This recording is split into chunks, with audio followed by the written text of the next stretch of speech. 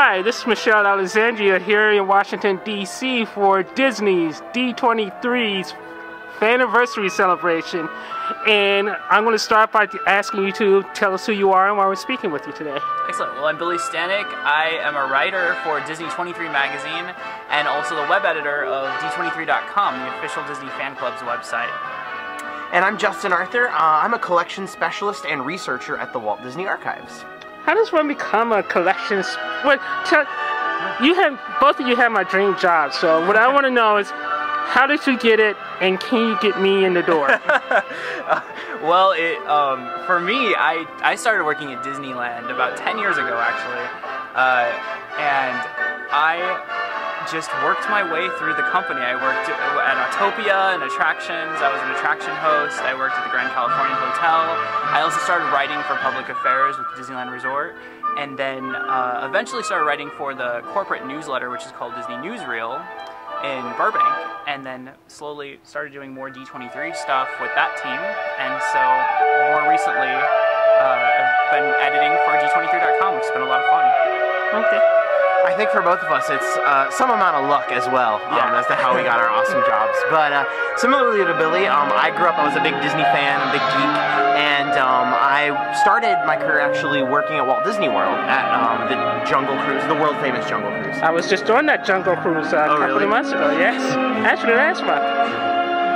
And also the Haunted Mansion of Pirates of the Caribbean, and worked a few different places. Ended up working a lot with the Walt Disney Archives. I had done a lot of research and partnered with them to do some writing and things, and luckily I knew the team over there, and I started over in the photo library cataloging about 8 million photos of the company's past, and that was a lot of fun. And now I work more on research type projects and get to do all kinds of things like this really fun show. A lot of times we get very involved in big exhibits like the one that we're about to wrap up at the Ronald Reagan Presidential Library in California. Oh wow. And been involved in many of the different D23 events and productions along the way, including the D23 Expo.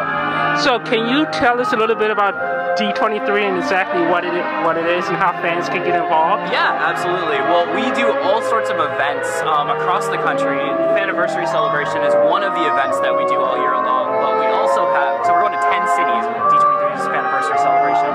But we also do screenings, like for instance, last year we did Brave, Frankenweenie, and Wreck-It Ralph screenings in more than 50 cities across the United States, and they were all free, which was great. And some of those were even before the film came out. So we like to give our D23 members, our Disney fans, an access to Disney like they've never seen before. And one of the coolest things that we do with D23 is connect fans with each other at these events. So, Justin and I are both big Disney geeks, so when we get together, we can talk about Disney for hours and hours and hours and hours and hours. And our fans do the same thing when they get together at our events, especially the Expo, which is the biggest fan gathering for Disney fans, which is happening this August. That is like the ultimate Disney fan experience. And when is Fan Expo this year? The Expo? Mm-hmm. The Expo is August 9th through the 11th. That's around my birthday. Ah, nice. It's a great way to celebrate it in Anaheim.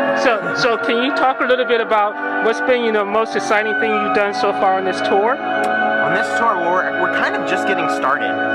We did one show so far in Burbank at the Walt Disney Studios, kind of where a lot of this all began.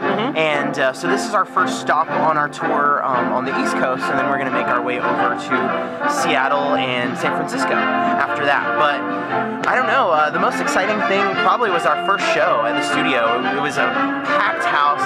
We had tons of Disney fans, and when you have that many people that all love the same things, there's a lot of energy in that room.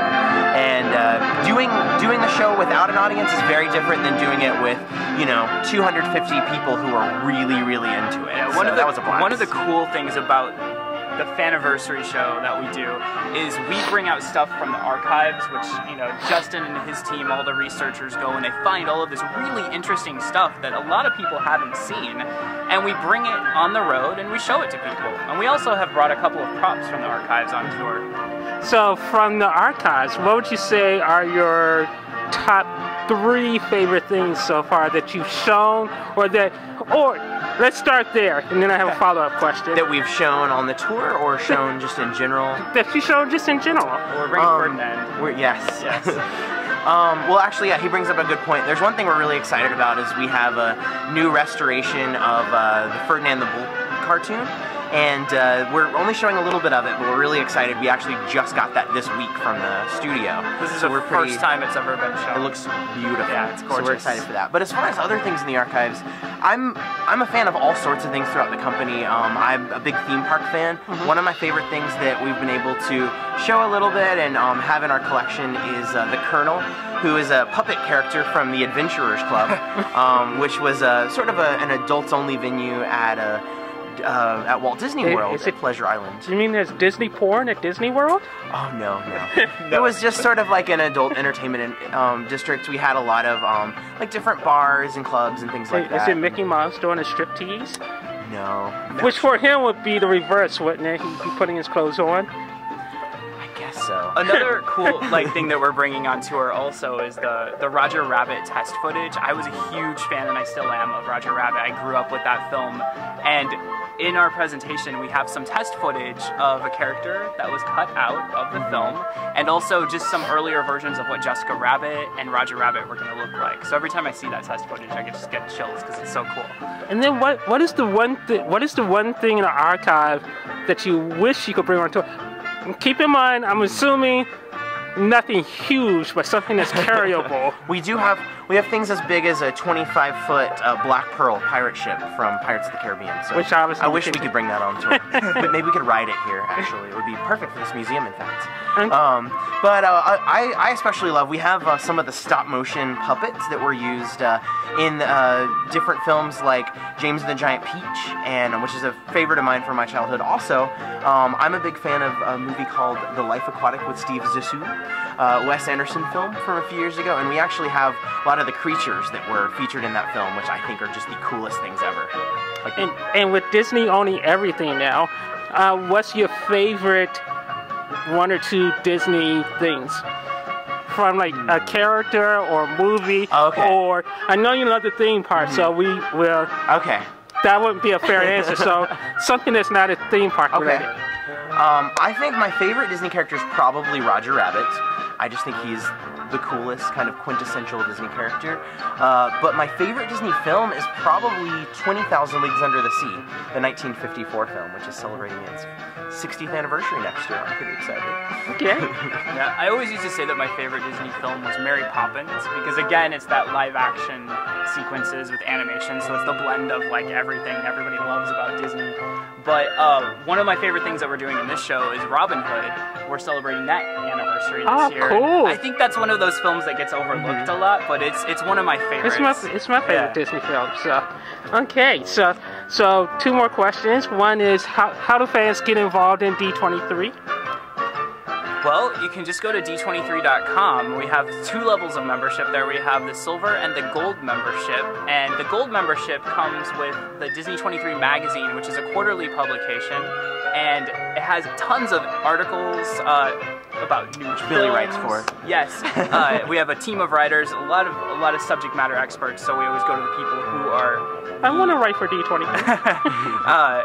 So we have a lot of interesting articles in there about new films, behind the scenes type stuff, but we also go into the archives in those as well. So we have an ongoing series called A Walk with Walt, where we share some of Walt's stories and then we have the photo library section, which goes actually with our photo library with the Walt Disney Archive. So we pull all these great photos because we have how many photos?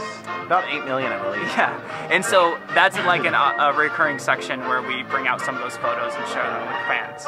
Okay, and then what are you most looking forward to from Disney over the next year? Ooh, there's so many things though. I have a good one. I am most looking forward to a new attraction that's coming to Hong Kong Disneyland. No one goes to Hong Kong Disneyland. But that's because you're rich.